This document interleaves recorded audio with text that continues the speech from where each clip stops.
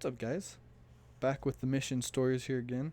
As you can see in the corner here, that is my mission president and his wife. They were the Salernos. They're from Buenos Aires, Argentina.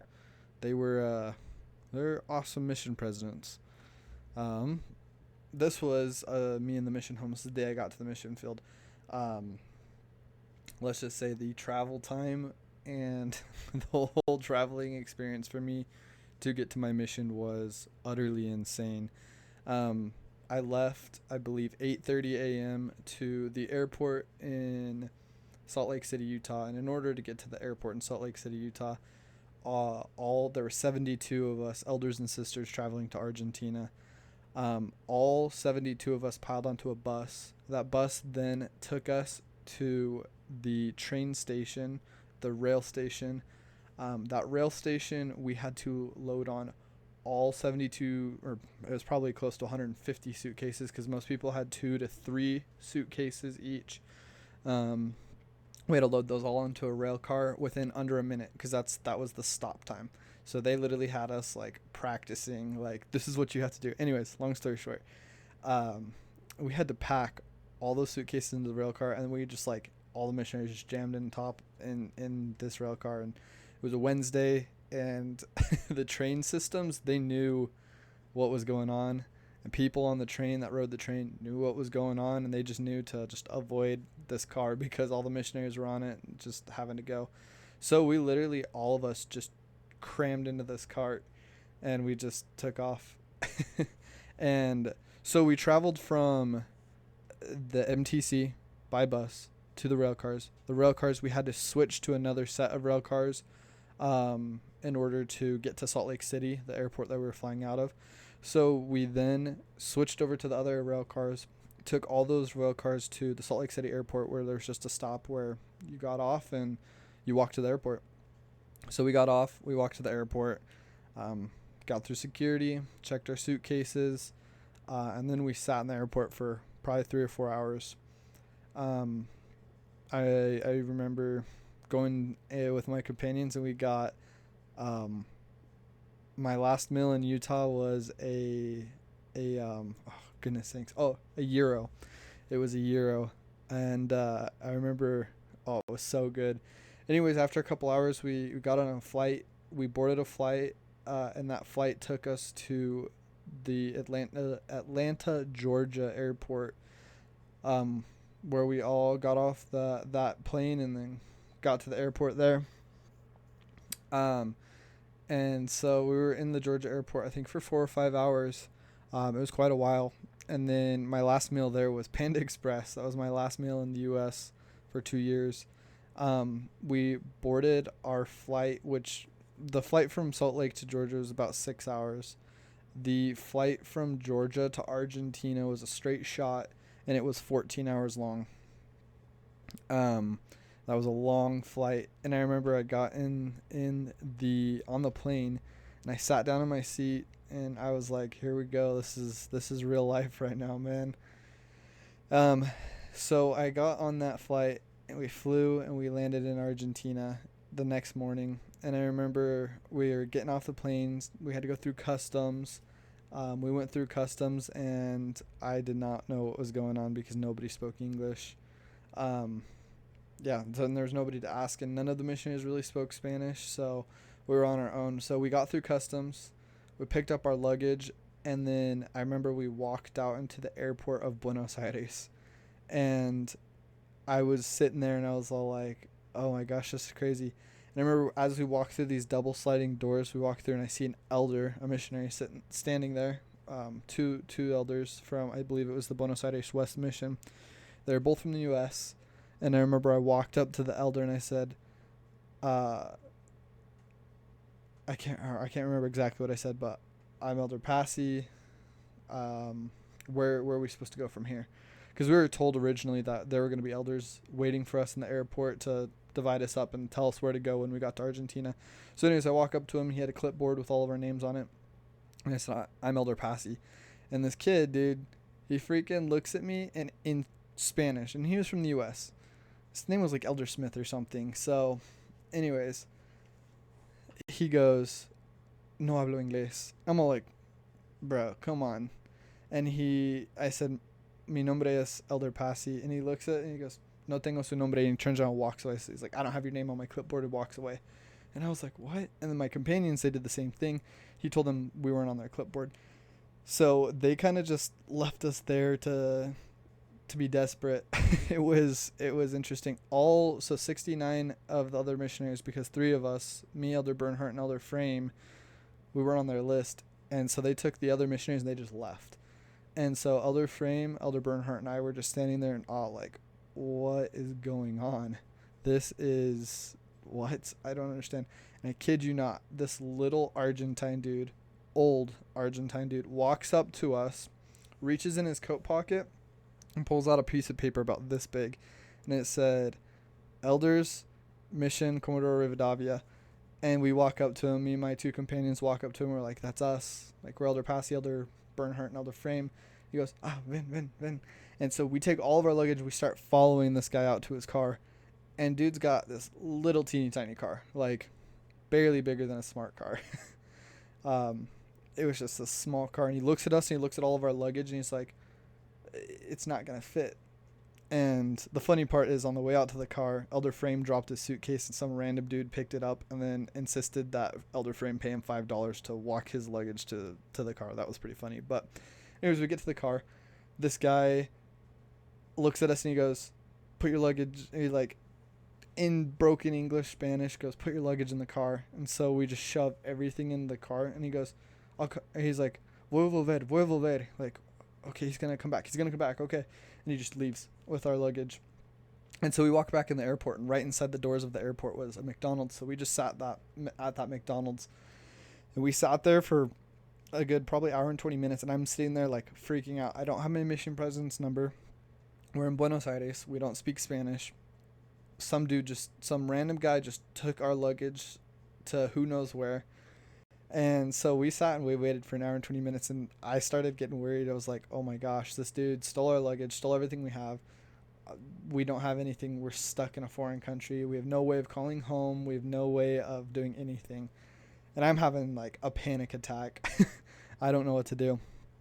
After about an hour and 20 minutes goes by, the guy shows up, walks through the doors again, and I was like, oh my gosh, like, what a relief. And I remember sitting there and I was so hungry, mainly because we were sitting next to a McDonald's and I could smell it and it smelled good. Anyways, so we follow him out to his car again. We all get in his car and we take off, and we start driving through Argentina. I just remember driving through Argentina just being in awe, or in Buenos Aires, I mean.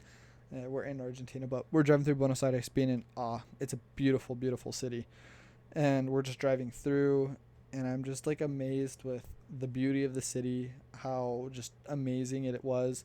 And he goes, through broken English, he communicates that we have to go get fingerprinted and that we need to go take care of our trámites, our papers to be in the country, pretty much our visas. And so we go to this place. We pull into this parking garage, and he pulls in this space that's like this big. Like, the car barely fits in the space. And I remember Elder Frame opens the door and bumps the wall, and the guy was not happy that Elder Frame bumped the wall with his car door. Anyways, he walks us into the place where we're supposed to go get all of our paperwork done, and he goes, all right, everybody get in lines. So we all got in 3 separate lines, and he's like, everybody speaks English, you'll know what to do. And I remember my 2 companions, Elder Frame and Elder Bernhardt, go to the sides, and I went down the middle. And the lady I got didn't speak a lick of Spanish or a lick of English, and I didn't speak a lick of Spanish. Out of Elder Frame, Elder Bernhardt, and I spoke the least Spanish, and this lady didn't speak any English, and I could hear them with their people, and they spoke both perfect English. So I'm sitting there, and I'm like, oh my gosh. And she's like, pugara. And I was like, I don't know what that means. And she like grabs my hand, pulls it across to her, and holds out my finger, and then she just dips it in ink and then prints it on the paper. And I was like, oh, okay, that obviously means finger, which pulgada means thumb. But she fingerprinted me, and then she was trying to get all of my information for the documents. And long story short, Elder Frame finished, and he came over and he helped me with this lady because I didn't know what was going on. So after we do that, this guy looks at us. He's like, tienen hambre? Like, are you guys hungry? And we're all like, yeah, yeah, we haven't eaten in almost 24 hours. And so he's like, all right. And he takes us to McDonald's and we ate. And I remember just being like so hungry, just like so satisfied to eat a burger. And the burgers there were a little bit different than the US, not super. But, anyways, we were just like, ate our food. And then he goes, nos vamos al, no, al hotel. Like, we're going to the hotel. I almost said hospital. And so we all jump in his car again. We drive just around a couple corners, and they take us into this hotel, and it's pretty nice. He drops us off, and the people there spoke English, so they could help us. But he told us that he was going to come back later that night, because he had to bring another missionary to come stay with us. And so they split us into 2 rooms. It was me, Elder Frame, and Elder Bernhardt in a room. And they ended up pulling Bernhardt out of our room to go with another elder, but he gets there later. Anyways, I remember we get there, and I just feel exhausted. And they told us that the guy told us, he's like, oh, I'll come back. Never came back. There was another elder that they dropped off who was from Salta, Argentina. His name was Elder Manrique, but the guy that dropped us off there never came back. It was kind of crazy. So we had to separate into 2 rooms. So Elder Bernhardt went with Elder Manrique, and I went with Elder Frame. And before we did that, though, sorry, I should explain the story better. We got to our room, and we had a couple hours before dinner. And I remember just being so exhausted. I'm like, I'm going to take a nap. And Elder Frame and Elder Bernhardt were amazing missionaries. And they're like, oh, maybe we shouldn't take a nap. Not really mission rules. And I was like, I'm taking a nap. I passed out for like an hour. And they were kind enough to let me take a nap. But anyways, we took a nap. I took a nap. They read their scriptures. They're awesome. And I remember they wake me up. We went down to dinner. And I remember they served us like lentils with, it was guiso. They served us like a mix of like lentils and meat and everything. It was super good. And they brought us bottles of juice, and they were really nice. And they asked us if we wanted more.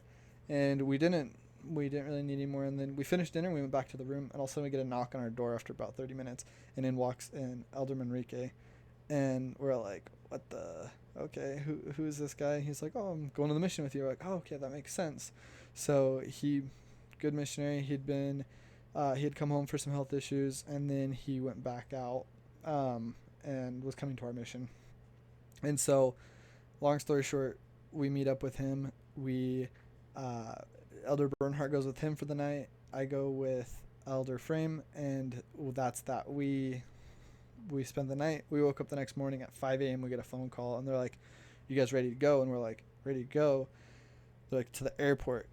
And we're like, okay. So we pack all of our stuff up. We go downstairs, and the guy that was supposed to pick us up, the guy that dropped all of us off, didn't show up to pick us up. So they just called a taxi driver.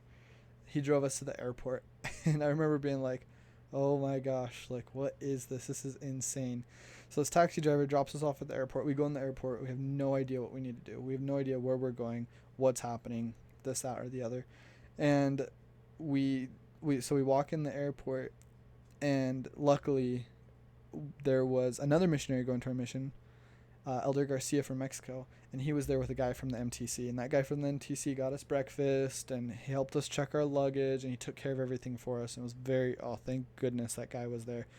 And so he took us through the whole process, dropped us off at the security gate, said goodbye, and that was it. We left. We went in and got on our plane. Not our plane. We waited out at the terminal for our plane, and I remember we're sitting there, and a couple hours goes by. We were walking around trying to go see if there's anything to do, because we knew we had a couple hours until we were supposed to leave. And then we all went back, and we're sitting in front of our terminal. And I just remember hearing somebody get on the speaker and saying something. I didn't understand Spanish, so I had no idea what was going on. And I just see the elder from Mexico and the elder from Argentina both just like palm to the forehead, like, oh no. And the elder from Mexico spoke really good English. Elder Garcia was amazing. He goes, they parked our plane in the wrong place. And I'm like, they parked our plane in the wrong place? What? I'm like, there must be some translation problem here. Turns out they couldn't dock our plane at the plane dock, so they loaded all of us that were going on this plane to Argentina, or to Comodoro Rivadavia, in a bus. And they're driving this bus, I kid you not, they're driving this bus down the airstrip as planes are taking off. And I remember the whole bus rocking, and I was freaking out like, what the crap is going on? And so they take us, they drop us off in front of our plane, and they just like load us all into a plane. And I remember Elder Frame had a suitcase that there was no more overhead storage. And so he like looks at the lady and he's like, I don't have anywhere to put this. And she's like, oh, it's okay, it's okay. And she just takes his luggage, puts it in the chair next to him, and just straps it in. And we just look at each other, we're like, oh my gosh. And that was that. We took a 3-hour plane ride to Comodoro Rivadavia, our mission. And I remember we got off that plane, and this is before the Comodoro Rivadavia airport had opened. And they literally docked us and like made us walk down the stairs of the plane, and we walked into this little hut of a house. Tiny, crappy. I am sure I have the picture somewhere. Anyways, we walk in, and they have like the x-ray machines, and there is a dog asleep in the x-ray machine. I just remember it's just inside of the x-ray machine. They have these big x-ray machines where you put your luggage through, and it was just on the floor asleep inside the x-ray machine, like in the flaps. And I was all like, what the freak, dude? We're not in the US anymore. Anyways, we get there, and Mission President's there. I'm not sure. I think I have a picture. Let's see. I don't. Anyways, we get there. My mission president, the secretaries, the office secretaries, the assistants, everybody's there to greet us. They greeted us. They took us to the mission office, fed us pizza. And I just remember that day being a blur. And then I remember that night comes around, and they take us to the hotel where we're supposed to stay. It turns out the secretaries forgot to book us rooms at the hotel, and the hotel was full. So we went and slept on the assistant's floor in their nasty apartment. And I just remember being like, oh my gosh, okay, all right, well. So we were able to sleep on the floor of the assistant's apartment. And the next morning we got up and we met our trainers. We met the guys that were going to train us. And this is Elder Whiting. This is my trainer. He ended up training me for both my transfers. He was amazing. Love this man to death. Amazing trainer, the best trainer I could have got. And I ended up going to Calafate, which was about 16 hours by bus. You can see in this picture, this is Comodoro. We had to take a bus all the way down to Calafate. So I remember in order to get to my area, it was from the time we left the MTC to the time I got to my area, it was 5 days. And I didn't, almost 5 days. And I did not get to shower other than once in the hotel or in Buenos Aires. So that was crazy. But anyways, we get our trainers. And I wanted Elder Whiting to train me so bad. And I was so blessed that I got him. But we got our trainers. And they looked up buses. They were going to put us in a hotel, but they looked up buses to Calafate, and the bus left 30 minutes from the time they bought our tickets. So they bought our tickets. We rushed to the terminal. They loaded us on a bus, and we took off. And I remember my companion, I get seated next to this super nice guy. My companion gets seated next to this lady who was a very, very big woman, and he was pressed against the wall. And the bus, it was raining so hard, and the bus window where he was sitting was leaking. And it's cold, and it's wet, and it's a long bus drive. 12 hours go by, and I remember I remember the bus, we're sitting there, and they have these screens where they're playing a movie, and the movie screen is showing like the same movie over and over and over and over and over, and it was a very explicit movie. I don't know what it was, but I was like, oh my gosh. Anyways, we get off the bus. I remember after about an hour on the bus, I know my companion, I think he fell asleep, and I needed to go to the bathroom really bad. I didn't realize the bus had a bathroom on it, so we pulled off to a bus stop, and I got off the bus, like, looking for a bathroom very briefly. I just got down off the bus, and I remember the terminal was dark, and I was just like, nope. I got back on the bus, and I went and sat down because I was like, this isn't happening. I realized on the way back into the bus they had a bathroom on the bus, so I was able to use it. But we then went about 6 hours south from that point where we stopped, and our bus broke down. So we had to deboard everybody off the bus. After waiting for about 5 hours, they sent another bus to come get us. So that added on to our time. Anyways, they sent another bus to come get us. We deboarded the bus. We got onto the next bus, and then it took us to Rio Gallegos, which is like the hub spot for all the little like outlying cities like Calafate. It's about 6 hours from Calafate. Anyways, we all got off the bus, and my companion gets off the bus right after me. He's just soaking wet. He's all like, it rained, it soaked through me, I didn't have anywhere to go. I was like, oh, poor guy. Anyways, On that bus ride, actually, the guy I was sitting next to, I tried to talk to him, and I couldn't speak Spanish. He spoke very little English. I gave him a Spanish Book of Mormon, and he wrote me a note, and I still have this note to this day. It was so kind. He told me he liked to read, so I just gave him the Book of Mormon. Wrote me this note. I'll have to go find it, but it was so kind. He told me he loved it. He quoted scriptures in it. Just amazing. We get off in Gallegos. We meet the zone leaders. Zone leaders gave me a big hug. It was Elder Febo and Elder or Elder Bunker and Elder Febo. Awesome elders. And they took care of us. They put us on our next bus to our Calafate, and we got on that bus and we took off 6 hours. I passed out, woke up later to the Argentine military pulling everybody off the bus, all the luggage off the bus, and running a drug dog through all of our suitcases, everything. Loaded back onto the bus and showed up in my first area, and I just remember being blown away that was my travel experience to my first area. So hope you guys enjoyed, and that was the experience of my travel time just to get to my first area in my mission.